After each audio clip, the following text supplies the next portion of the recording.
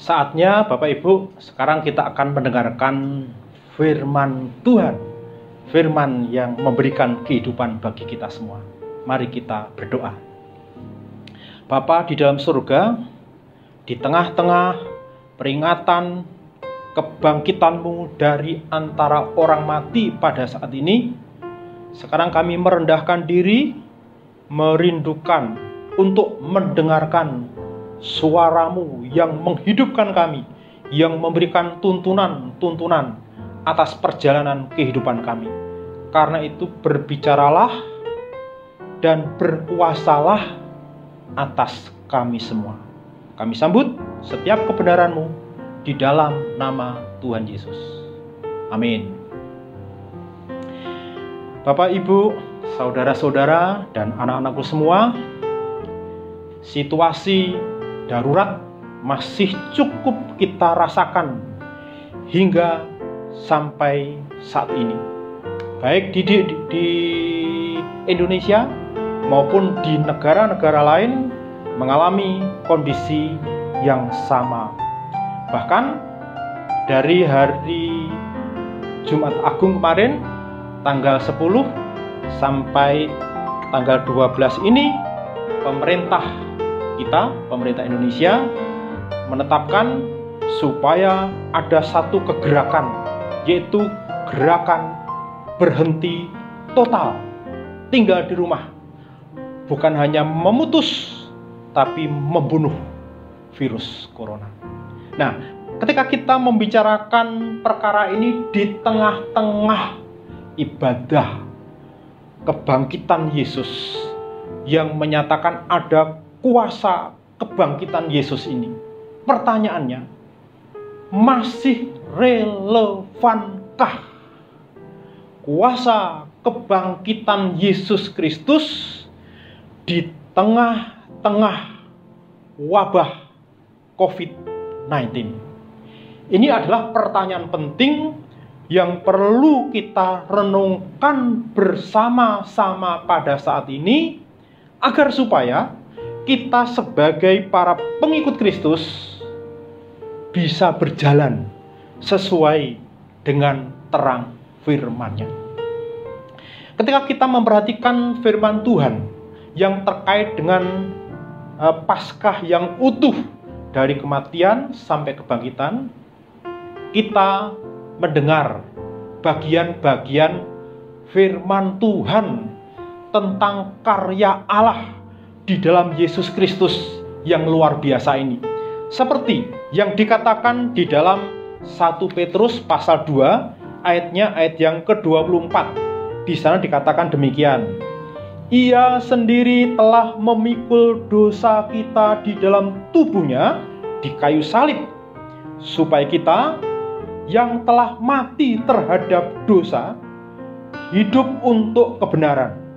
Oleh bilur-bilurnya kamu telah sembuh.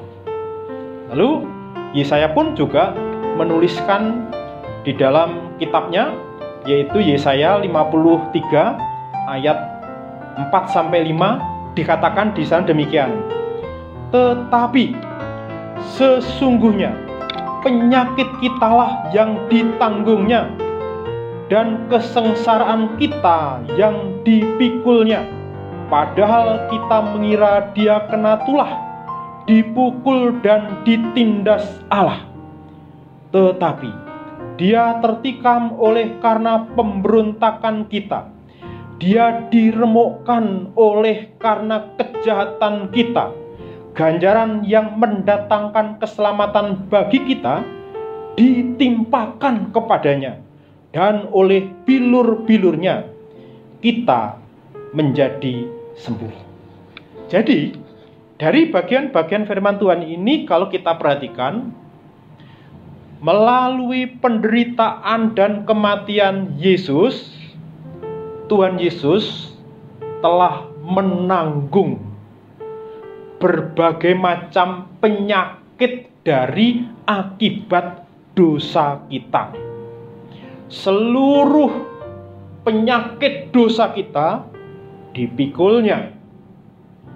Dia ditindas, Ini merupakan sebuah tindakan kekerasan yang tak berperasaan, yang tak berkemanusiaan.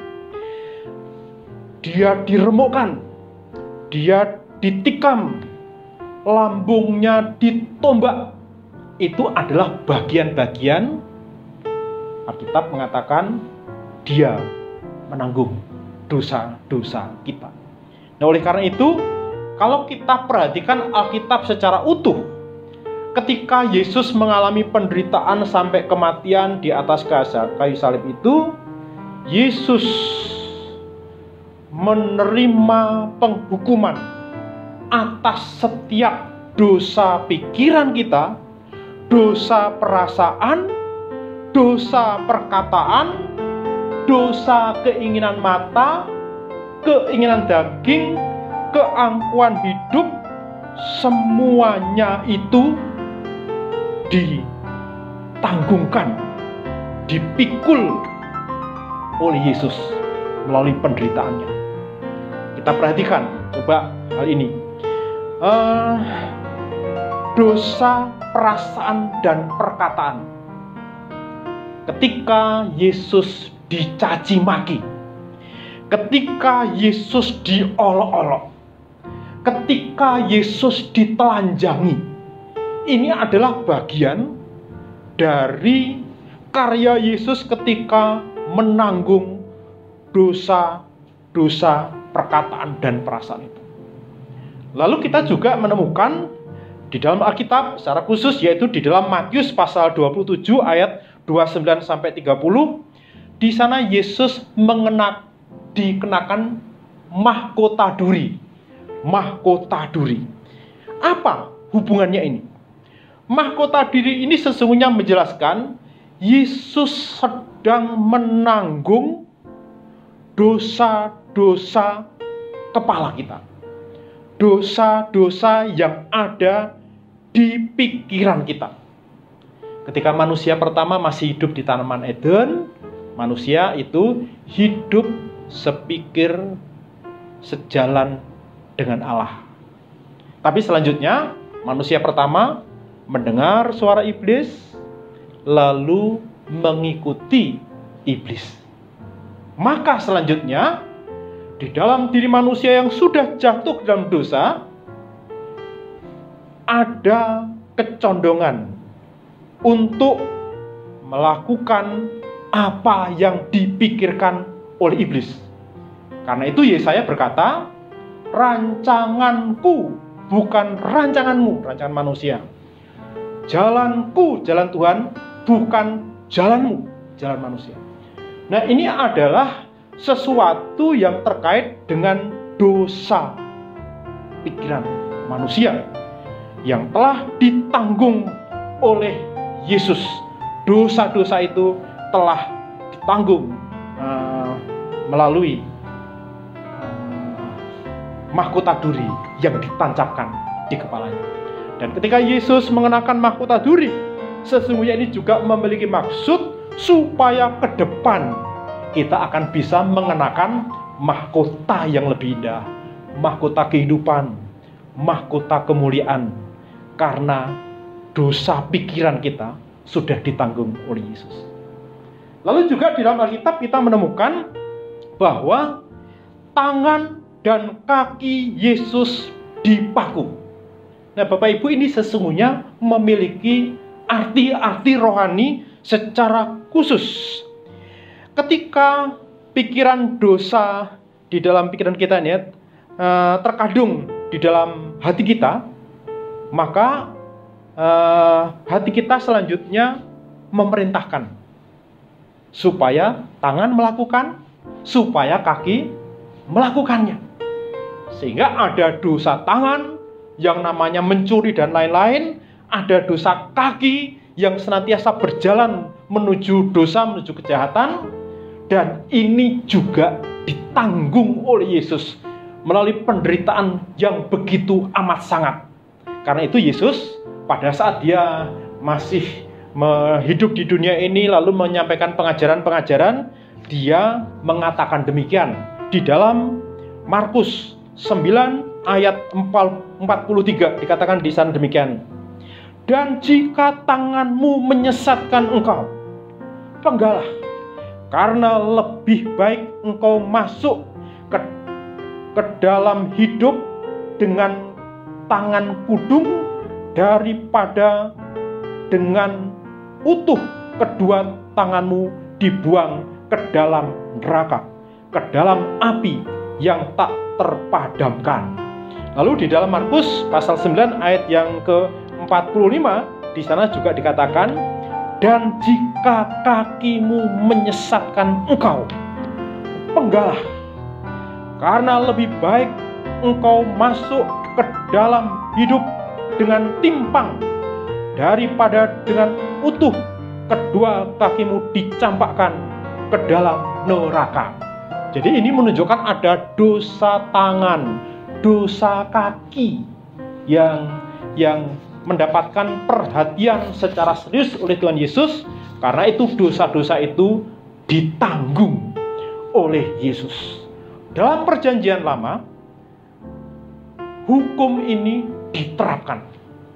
Termasuk di dalamnya ketika ada orang yang berzina ataupun membunuh, maka orang itu harus dirajam dengan batu sampai mati.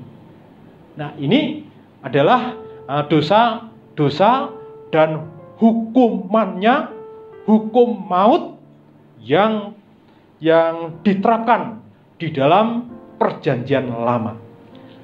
Yesus menanggung semuanya itu. Lalu ketika Yesus disiksa, dia dicambuk, dia dipukul, dan mengalami berbagai penderitaan fisik lainnya, termasuk memikul salib sampai dia terjatuh, kepalanya tertindih oleh salib ini.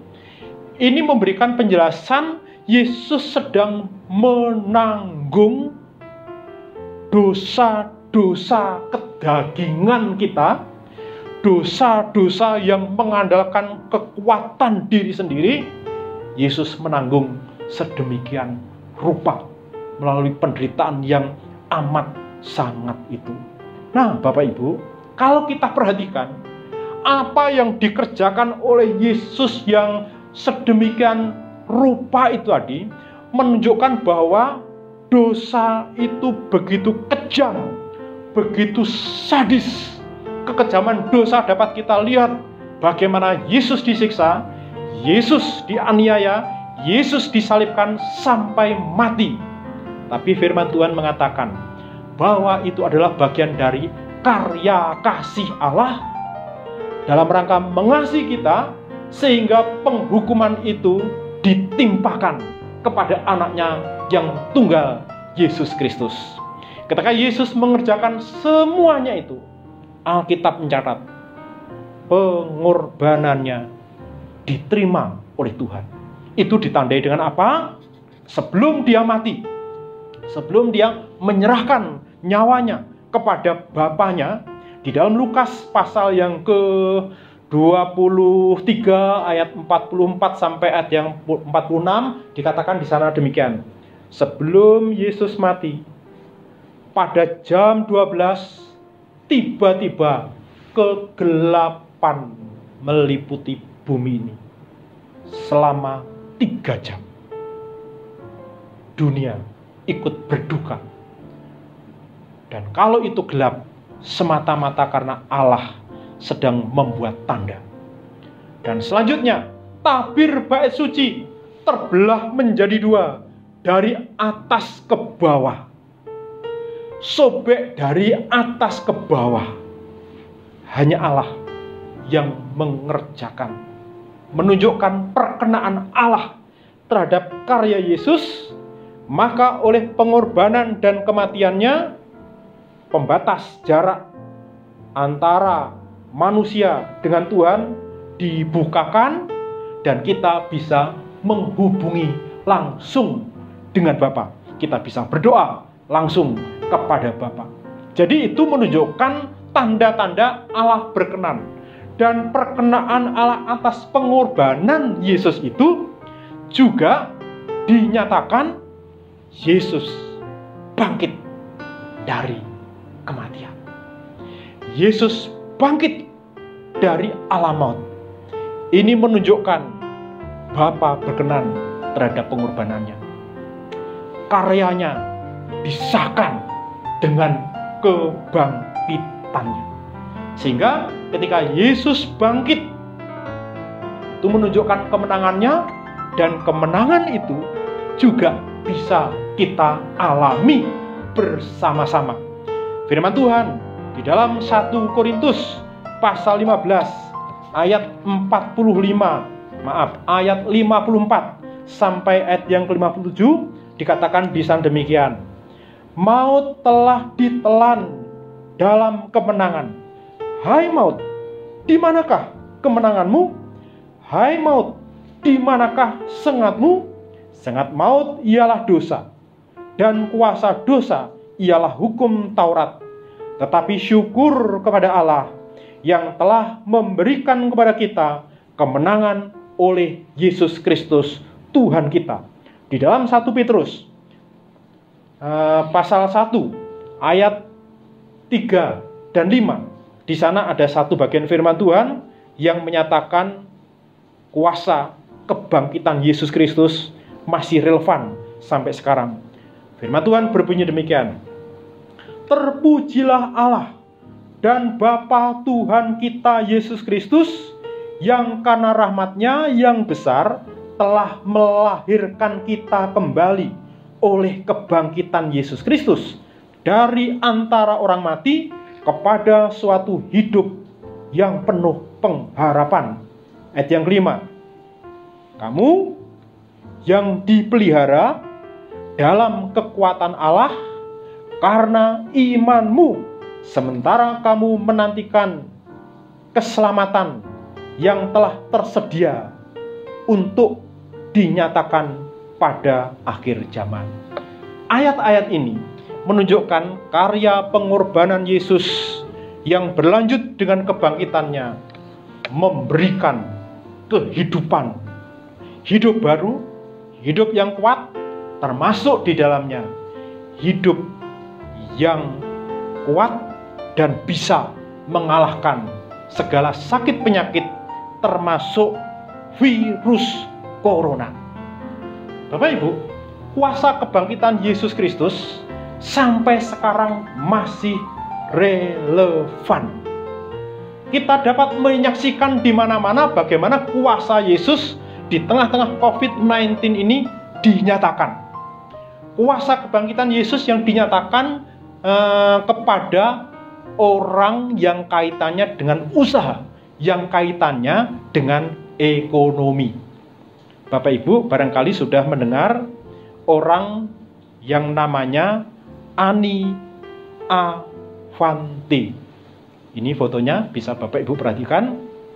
Ini adalah seorang pengusaha. Dia punya pabrik, punya garment. Dia seorang yang terkenal, tetapi ada masanya dia mengalami kebangkrutan. Dan ketika dia mau mengalami kebangkrutan, dalam kesaksian dia mendengar suara Tuhan supaya dia membuat APD, yaitu alat pertolongan dini untuk rumah sakit. Dia tidak banyak berpikir, hanya berkata amin. Dan ketika dia mengerjakan, yang jelas ada banyak sekali pertolongan, sehingga pabrik garment yang dimiliki terus berjalan sampai sekarang. Semua pegawai bisa dibayar, dan dia bisa menolong seluruh rumah sakit yang ada di Indonesia ini. Dia sempat bingung bagaimana cara pengirimannya, tapi Tuhan menolong dengan caranya, sehingga pendistribusiannya itu secara ajaib bisa terjadi. Ketika Tuhan berkata kepada Ibu Anne Avanti ini menunjukkan bahwa Tuhan ada di tengah-tengah virus 19 ini. Tuhan punya maksud ketika Tuhan memberikan perintah menunjukkan ada sesuatu yang bersifat darurat dan panjang. Ini ada maksud. Karena ibu ini bersaksi dan kesaksiannya bisa mengharumkan nama Tuhan, bahwa kuasa kematian dan kebangkitan Yesus luar biasa, masih relevan sampai sekarang. Bapak Ibu juga telah mendengar yaitu kesaksian dari Dr. Handoko Gunawan, seorang dokter Kristen. Tidak ada dokter yang lain lagi yang mau menangani pasien kena virus corona, dan karena dia kerja keras, akhirnya dia sakit, tapi akhirnya dia disembuhkan. Bagaimana itu bisa terjadi? Karena pengharapan yang dimiliki oleh dokter itu. Ini sesungguhnya kalau didalami menegaskan kuasa kebangkitan Yesus Kristus. Lalu di grup WA kita, salah satu teman kita juga men-share seorang pilot batik air yang bernama Kapten Ricoseta Mavela. Dia orang yang kena virus, tapi dalam duka cita karena virus itu, dia bersaksi, mendoakan, memuji Tuhan kepada orang-orang yang sakit, termasuk kepada orang bapak yang sudah sangat sepuh usianya, saya lupa usianya kalau nggak salah 70 atau 80, yang sudah sekarat itu, tapi dia dengan suara keras bersaksi, memperdengarkan puji-pujian. Orang sesak napas itu, akhirnya dia menjadi bisa tidur dengan lega karena napasnya sudah ditolong oleh Tuhan, dan besok dia lebih segar dan bisa percaya kepada Yesus Kristus. Ini adalah kuasa kebangkitan Yesus Kristus. Bapak Ibu, saya juga bersaksi, minggu ini saya sangat sibuk, tapi kesibukannya memang dikehendaki oleh Tuhan. Ada orang di luar baptis yang kontak dengan saya, yang isinya apa?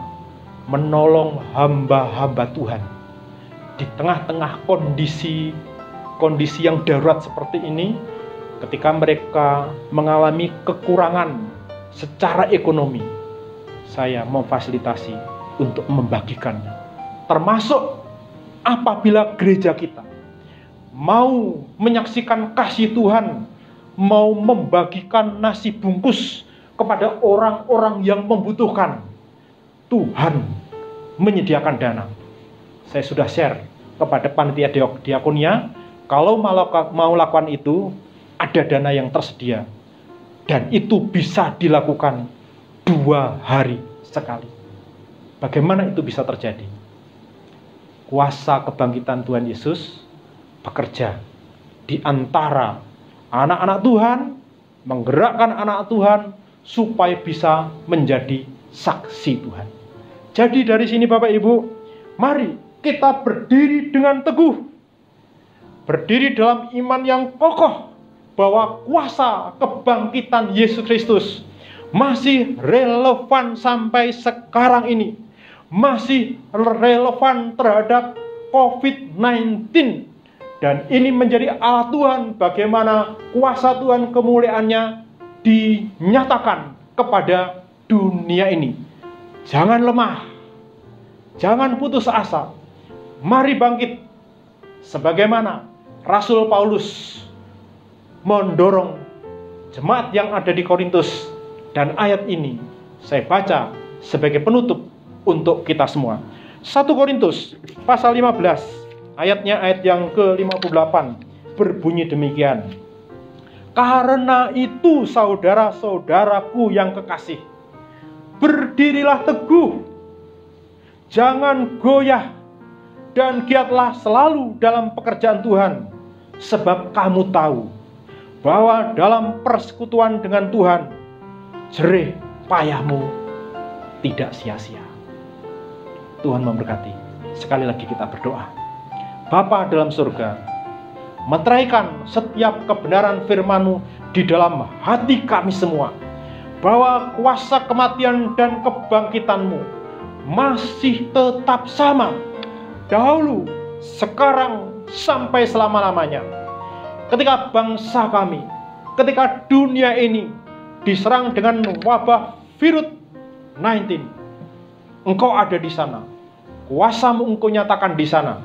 Dan orang yang bergiat memberitakan Injil-Mu, yang bergiat menyaksikan kemuliaan-Mu, Engkau memeliharanya, bahkan Engkau senantiasa melakukan mujizat-Mu, supaya kemuliaan-Mu dilihat banyak orang, Engkau dipercayai oleh banyak orang. Jadikan Tuhan kami berkat bagi dunia ini. Di dalam nama Tuhan Yesus kami berdoa. Amin. Tuhan memberkati Bapak Ibu semuanya.